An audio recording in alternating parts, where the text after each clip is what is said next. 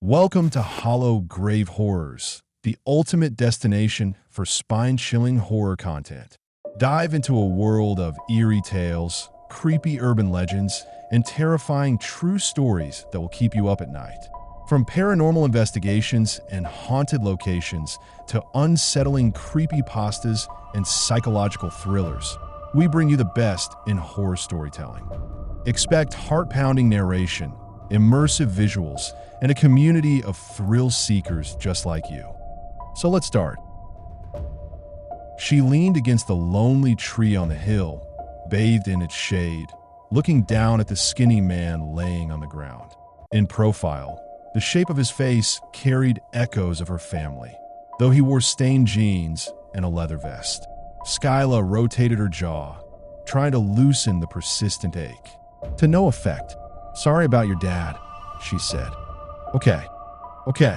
An edge to her voice, more irritation at her shitty opening than his response. He sighed, eyes closed against the sunlight. "Your grandpa used to say ask the questions you want or for the answers you want, but don't expect them to line up." Shitty thing for a dad to say. "What does yours say?" She scowled. "In a family of assholes, there's no prize for being the biggest." "Cute. Here's more familial wisdom from your grandmother. A family has two stories, the truth and the dream. You can only hold one." She chewed on that. Shitty thing for a mom to say. "What does Dash? Mine says if you don't have anything nice to say, don't say anything at all." What a quiet place the world would be. Some of the cruelest things I've heard were the subtext to something polite. How does her rule apply to that? It's not a rule. Right. She pushed off from the tree. Bark hooked at her black expensive blouse. Heard it rip and didn't care. "I got the hint. You don't want to talk. More like you don't want to hear. Way to be a prick to your niece on the day of her grandfather's funeral." Fred's eyes opened. His words made her shudder. He was my father. That was the wrong card to play. Shame painted red up her neck. She stretched her aching jaw, then loomed over him, arms crossed, sun at her back. He didn't squint against the light or look away, pupils like needles. It killed the biting remark in her throat, froze her in place. "You look like Robert from this angle," he said. "What does that mean? Do you want a specific answer or the real answer? Truth or the dream? This bullshit doesn't make you sound enlightened. It makes you an ass." He sat up and stood in one smooth motion like a cat. She backed away. "Now you sound like him." His eyes tracked her as he sidled to the tree. "Be careful." She swallowed the acidic fear gurgling in back of her throat. Careful of what? Questions can kill the dream. "Fuck your dream shit." He smiled. It was warm and genuine. She couldn't resist smiling back. "Now you sound like me. Dad hates you, you know." Probably. It didn't bother him. Skyla realized she'd wanted it to. "Your grandpa hated us both." That stung, and she didn't know why. He loved us. He loved you. Your dad got some of the splashback. Shitty thing for a son to say.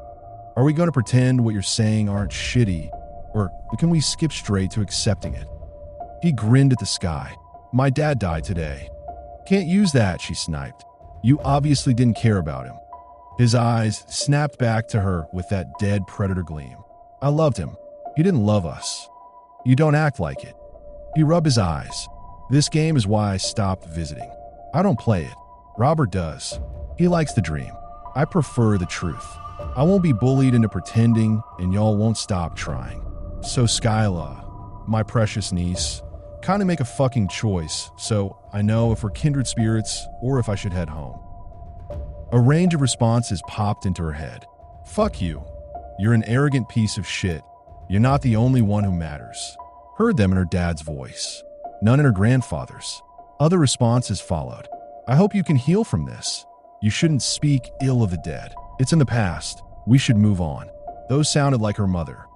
"It's hard," he said, voice soft. "You feel it. Nurture from your parents fighting that unacknowledged nature." Closest I ever came to enlightenment was figuring out compatibility with someone is an alignment of core desires. To pursue the grit of truth or live the soft dream. Your parents both love to dream. Edie, my partner, she is tenacious. If something matters to her, she won't stop till she knows the truth. It's why I asked her to stay behind, but I miss her every minute apart. He took out his phone and pulled up some pictures. Skyla leaned in. Fred was a tall man, yet the woman towered over him with a high fade haircut and tattoos up her neck. She winked at the camera, tongue jutting from a wide grin. His smile was sheepish, genuine, and vulnerable. A tightness spread through her chest. She'd never seen her parents smile like that. She looks nice. She's rough at the edges, he said. That vulnerable smile cut his face even as he stared at the picture. I love everything about her, including the reality that if I brought her here, she'd have gotten into it with your parents. I can walk away. She never does. That's badass. She is through and through. He took the phone away, his face a stone mask. I left the funeral early. Walked 5 miles to get here. Never have before. Your dad wouldn't know, which means neither did you. So you followed me. Waited long enough so I'd think you had come straight from the service. Skyla was sweating, not from a heat. Every excuse that came to mind felt childish. Her mind scrambled, grabbed for anything and caught nothing, leaving her mouth hanging open. I came here for the funeral, not to make you feel shitty, he continued. I'm ready to go home, but if you follow me for something, you have right now to ask. I'm not going to spar with you anymore. Did that enough when he was my brother. He still is. No, he chose not to, just as he chose to be your dad. They're not mutually exclusive. They didn't have to be. He chose this. Skyla uncrossed her arms and stomped her foot, letting out a astral growl that made her jaw click. However childish it must have looked, letting the frustration out felt good. Fuck off with this choices bullshit. It's a two-way street. That's right, he snapped. Anger transformed his face, twisting the muscles, shadows deepening like the bones themselves shifted. Trick of the light, she told herself as he growled at her. We both made our choices, and we haven't bothered each other about it. Lines have been drawn in the sand and respected. Until you, he shoved a finger in her face. She slapped it away. Ask, or leave. She chewed her lip, waited, partly to punish him. He wouldn't leave. He'd feel guilty, ashamed. People put up with all kinds of shit because... Bye, Skyla. He turned and marched down the hill. She waited. He reached the bottom of the hill. And waited. He reached the street. And waited. He never slowed, never looked back. She watched him march down the sidewalk. If he reached the intersection, she'd lose sight of him. So she sprinted, stumbling down the hill, pinwheeling her arms for balance. Almost face-planted. A group of young men were playing frisbee in the opposite direction. She tried to outrun the embarrassment. Fred reached the intersection and crossed without slowing, headed toward the next hill and the dark tunnel burrowing through it. She paused long enough to take her shoes off, the modest heels hurting her ankles, then sprinted. Skyla wasn't in track, but the coach tried recruiting her every week. She was fast. Genetics. Her dad called it the gazelle genes. Her granddad had called it something else. Predator blood. He disappeared into the dark of the tunnel. It was a long walk to the other side. She reached the entrance a minute later, entering at a full sprint. Dark swallowed her. Damp assaulted her nose. The sudden chill disoriented her. She blinked away the fuzziness that crawled at the edge of her vision. The dark coalesced into shapes, outlines of objects beneath a satin sheet. One shape stood against the wall. Human. It stepped out before she could react, pushed her against the wall. She tried to shout, but an arm barred over her throat. She tried to kick. A hip pressed against her midsection. She tried to flail, hit claw. Both wrists were caught in the assailant's free hand and pinned her collarbone. The hushed voice of her uncle slid from the shadow. You didn't ask. You didn't respect my decision. Now, you will hear this. The pressure on her neck eased a fraction. If you scream, I will stop you. Run and I will catch you. But I won't hurt you. The arm barring her air relaxed. She thought about screaming, but spat in his face instead. He didn't flinch, letting the glob slide down his cheek. You're hurting me. His expression didn't change. Is physical pain what matters? But you take all the verbal swings you want, consequence-free. She sneered. My brother and I grew up different. Mother taught us love, compassion. Father taught us survival. When we were children, 7 for me, 6 for him, we asked our parents if we were difficult babies. Mom said all babies are a challenge. Parents need time to themselves. I protected you by taking break for myself. Dad, though, never wanted kids, but never shirked my duties either. Kept you fed and clean when your mom needed a break. But you get on my nerves. Need to let the dark out sometimes. I never hurt you, but put your faces in my mouth. Think about biting. Never would, but needed to let that side breathe. That's how I kept you safe. The silence between them stretched. Something scurried in the dark of the tunnel. Smelled like a rat. Skyla said the only thing that came to mind. What the fuck? Fred stepped back. He repeated that a few times over the years. When we'd bring it up, Robert would say it like a joke. Can you believe I thought you said this? I said it for clarification. Why did you say this? He had the same answer. Fred's voice lowered, rolling through the tunnel. 'Cause it's true. Why? She tried to swallow, but her jaw hurt. Fear swelled in her chest. Why would he do that? Her uncle took another step back. Our family didn't run from the old country because we were persecuted or afraid. We came here because it would be easier hunting. Your great-great-grandfather had an appetite. In a place where different stories and foreign legends blended together, it was easy to hide in the open. But when bodies show up with bloody ruin for faces, they start with blaming the outsiders. He was too new, caught blame early. Mob justice left him beaten and hung in the deep woods before they had any evidence. His family fled, changed their names to escape any stigma. His wife taught their son to hide who he was, suppress his cravings. He did, for a while, had his own family, a life.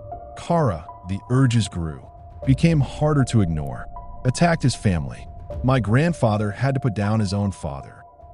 Fred's laugh was more scoff. In his turn, he taught our dad to accept the urges were there. Taste the water, he'd say, but don't drink deep. Bullshit. Skyla's voice echoed in the tunnel, sounding more sarcastic and mocking the deeper it traveled. He shrugged. They had pets. Practiced with them. When things got really bad, they'd go camping. Never brought food. Came back days later, well, fed. She wanted to shake her head, scream, deny, but her jaw hurt from clenching and grinding her teeth. A habit from her dad. Genetic. It would be easy to dismiss this as the ravings an unwell family member. Go back to her life. Pretend everything was normal. But that was the thing. It had always felt like they were just pretending things were normal. When she didn't speak, he kept going. When the old man died, our dad decided the truth would come out on its own and he'd lean into it. Not saying it was the best decision, but it wasn't the worst. If you haven't figured this out, the best lesson I can pass to you is this. You can only do the best you can, but people will choose how they want to react. You can't control that. There is no perfect approach, no magic combination of words. Countless ways to tell the truth and many more ways to ignore it. But once it's out, however it came out, people will make their choice. Don't blame yourself too much if someone takes it bad. He stepped a little closer. In the dark, he smelled like leather and sweat. His hands gripped her shoulders. She stiffened. It won't be your fault. He hugged her. It was tentative, awkward, earnest. It shattered her heart. She wept softly into his shoulder. I don't want to be a face-eating monster. He laughed, relaxed. It was hard not to laugh with him, and she didn't try to resist it. We aren't. The urges don't make us who we are. How we handle them does. People choose to be monsters, and monsters choose to be people. It's not about denying. It's about accepting and finding ways to coexist it amicably. Sometimes that part of you just wants to be seen, acknowledged. But if it's going to hurt someone, then it's our responsibility not to let it. It just is. We just are. And that's okay. They held each other in the dark tunnel for several minutes. The slap of approaching footsteps pulled them apart. A stranger grunted in surprise, only noticing the two of them standing there when they drew even. The person gasped and sprinted into the dark, the stink of their fear filling the space like acid. Fred watched them disappear around a bend. It gets easier, but only if you work at it. You can't work at it if you don't know it's there. He shrugged. I visited often when you were young. I tried to talk to you about it. Both your parents banned me from visiting after that. I always hoped to get a chance to try again and that you'd listen if I did. He leaned against the opposite stone wall. I hope it's made a difference. 2 nights ago, Skyla said, unaware she was going to share until it started pouring out. I was with my boyfriend. We were, While he was sleeping, I kept having this urge. It made my jaw ache. Still does. He watched her. No judgment. No denial. I didn't. Talk to your parents? She scoffed. You know how that would go. I do. He took a pamphlet from his back pocket. Her grandfather smiled on the cover. Fred scratched a phone number on it. Call me anytime you need to talk. She took it. Nodded thanks. When he turned to leave, the other pressure building in her chest erupted. Why did Grandpa have a closed casket? Stillness gripped his body. Immediate and so perfect it seemed unnatural. She purged the unease that had been sitting in her bones for a week, like lancing a boil. Dad visited him. Grandpa passed the next day. Car accident, and he'd been drinking. Dad waited back at the house. Skyla couldn't keep the pleading whine from voice. Why would he stay at the house and let him drive drunk? Fred took a deep breath in and let out slow. Good excuse for a closed casket. There it was. The word stuck in her mind. Excuse. When she spoke, her voice was hoarse from a dry throat. When Dad called to let us know, he told me Grandpa never wanted an open casket. Car accident was a good excuse. His fists clenched, then his jaw, the split of his mouth drawing into a frown so deep it cut into his neck. Not a trick of the dark. When he released, it was all at once, features sliding back. When we learned to drive, Dad said a car accident is a good excuse for a closed casket. He saw the look on her face. It wasn't a warning about driving. The tunnel's cool air chilled the tear trails on her cheeks. What do I do? He sighed. Might not be something you have to worry about, but keep watch. Lock your door at night. And me? Women were always stronger in our family. You might be fine, but Edie and I go hunting in a couple weeks. Yearly trip. You can come with. She knows. His smile was warm.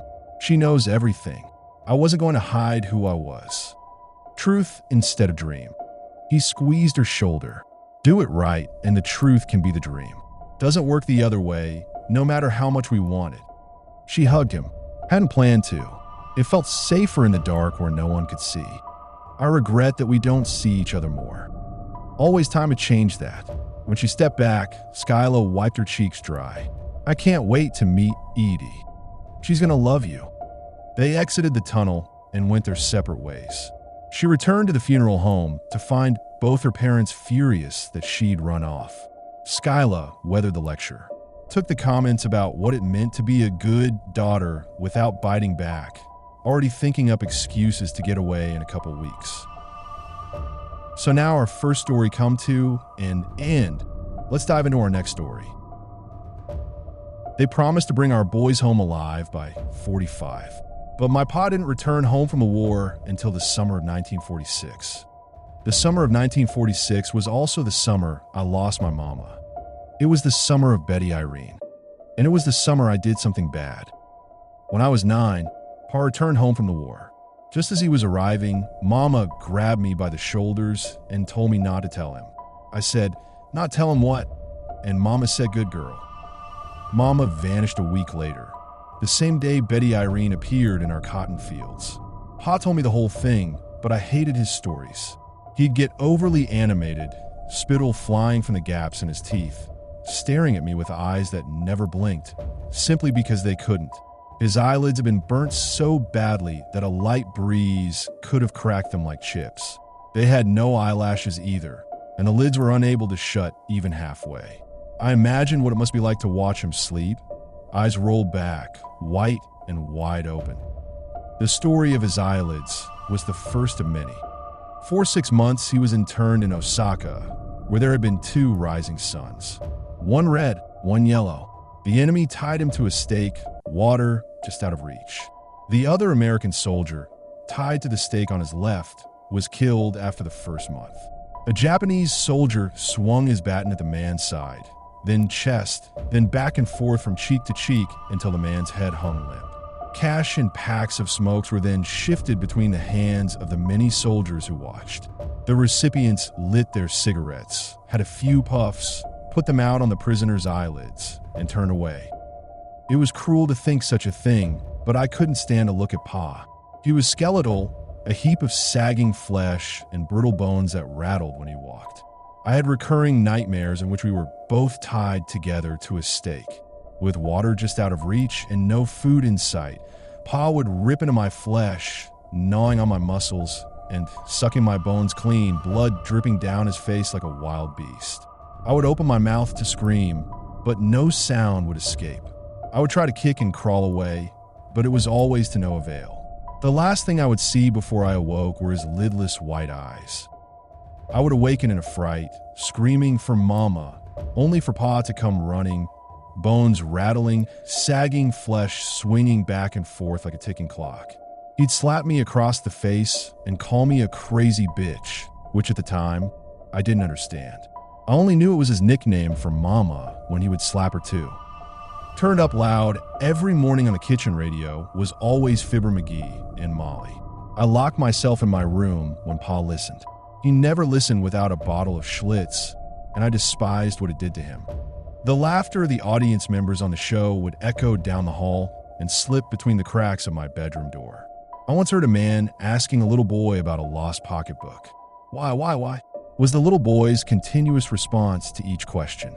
The audience laughed. Then it cut to a promotion of Johnson's self-polishing blow coat.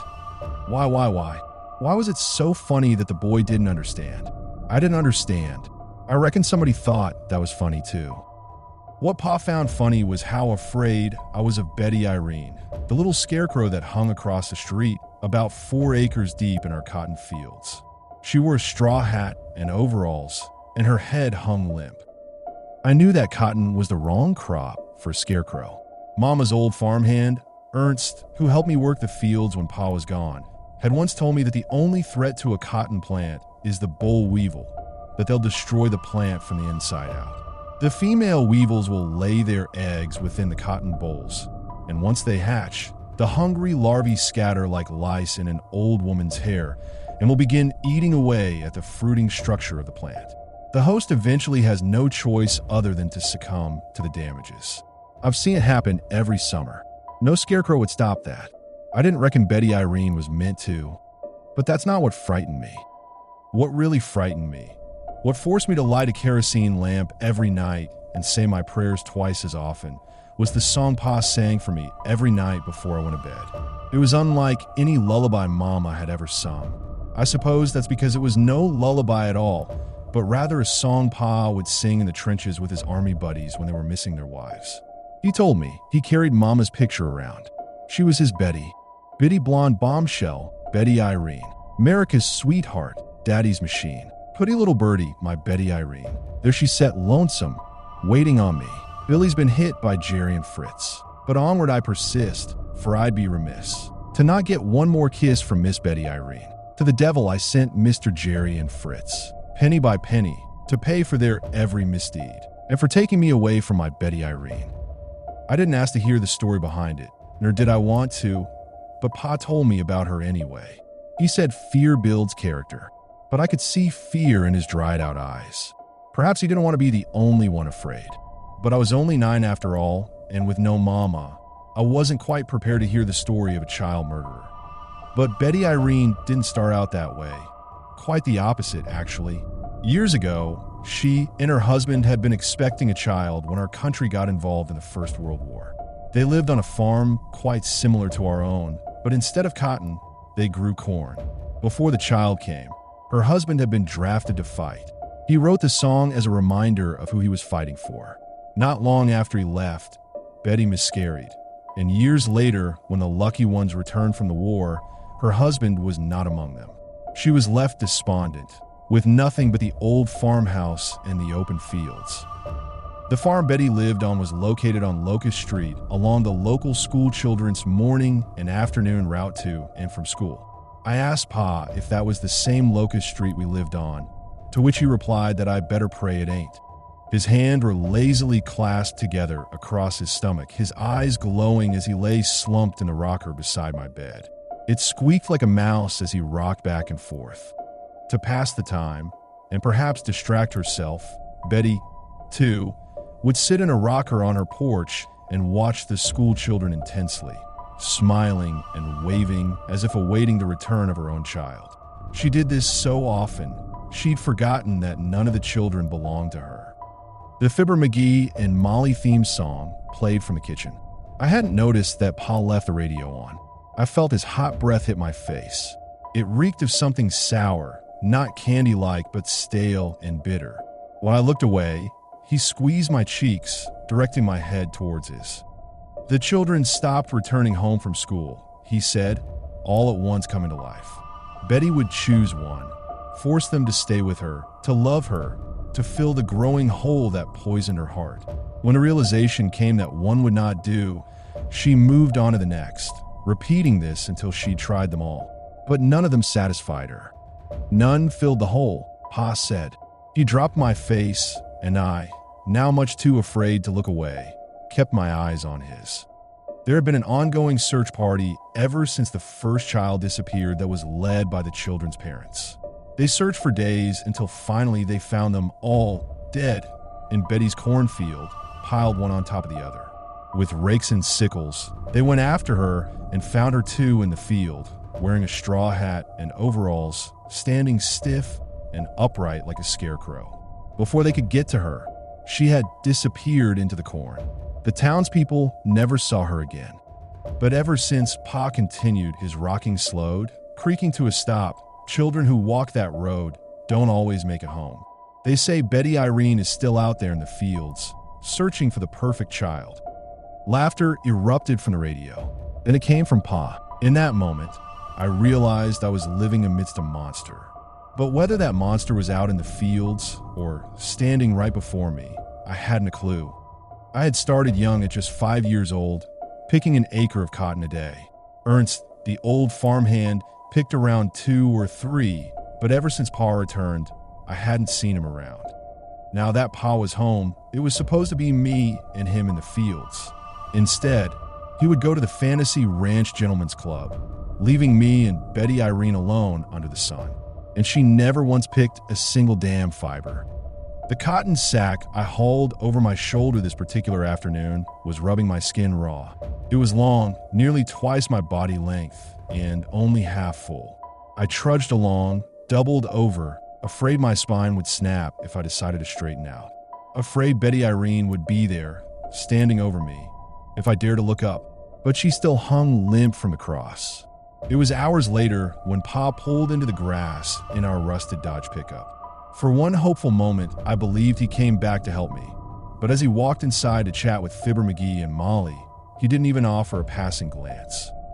So I returned to picking, keeping my eyes down.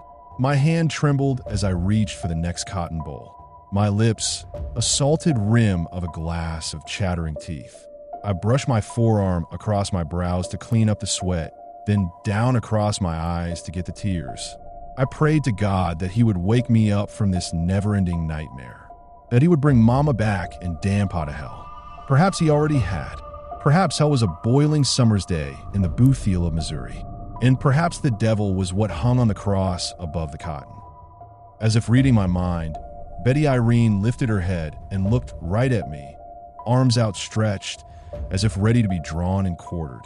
Her head turned, chin in line with shoulder. I screamed for the Lord, but when he didn't answer, I screamed for Mama. I fell to the ground, as if I could somehow hide within the cotton. Arranged myself into the fetal position, as if that could somehow make me seem smaller. Closed my eyes, as if that would somehow make it impossible for her to spot me. I longed for darkness, but waves of red soaked through my lids, as did Betty Irene, manifesting in ways I could only imagine. I stayed in this position until the sun went down, my neck burning, then ran as fast as I could back inside. Why? I could hear some invisible audience laughing at me. I reckon Pa was laughing too. The next day was the same thing all over again. Pa stayed inside on the Davenette to listen to the radio and drink a Schlitz while I went out in the midday sun to pick. But that day I had to pick the acre closest to Betty Irene. Pa said if I don't get too close, I should be fine. He'd strapped her to the cross, so she couldn't get to me. But saying that I should be fine was not good enough for me. What I had really been wondering was why he hadn't just killed her. I never thought like this before.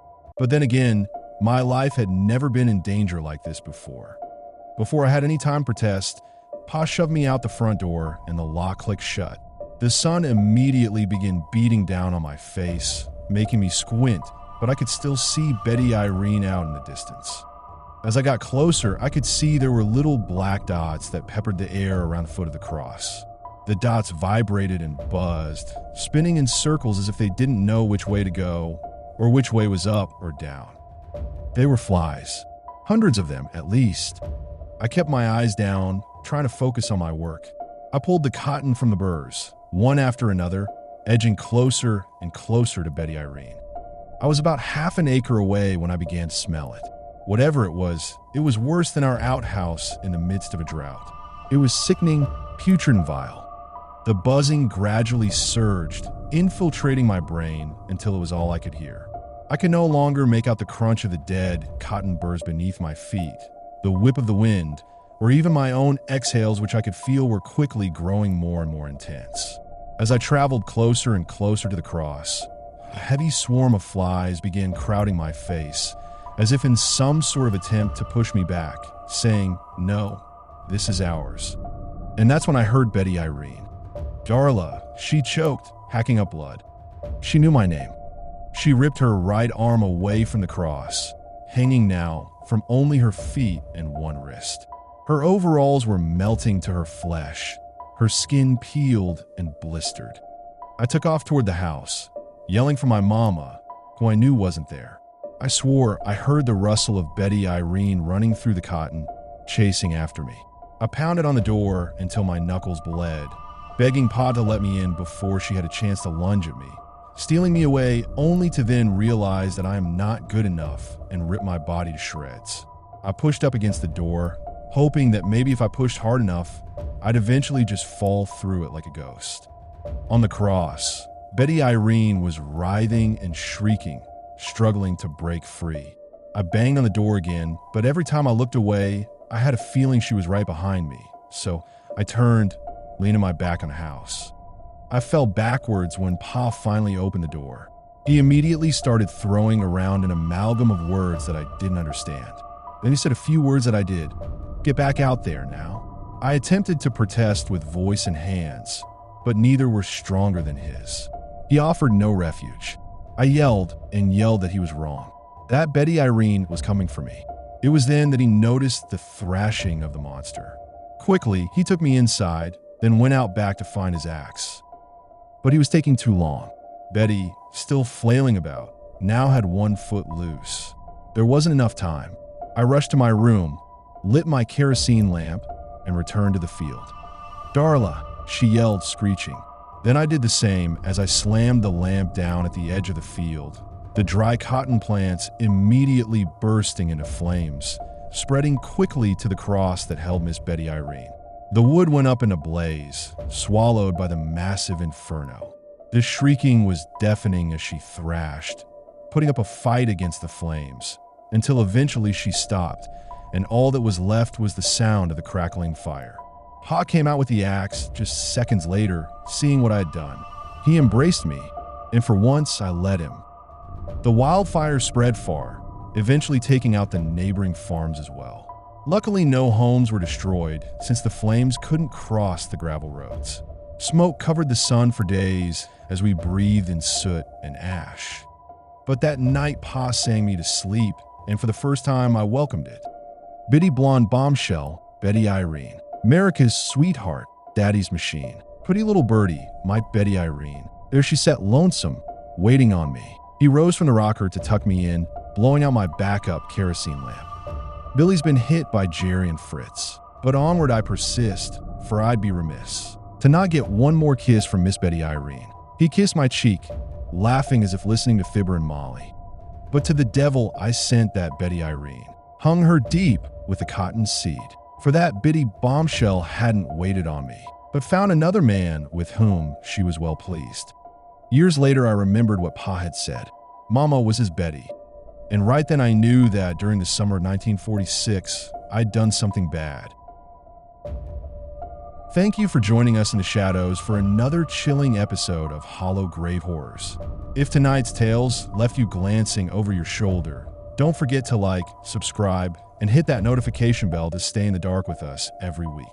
Share your own spooky stories or suggestions in the comments below. We're dying to hear them.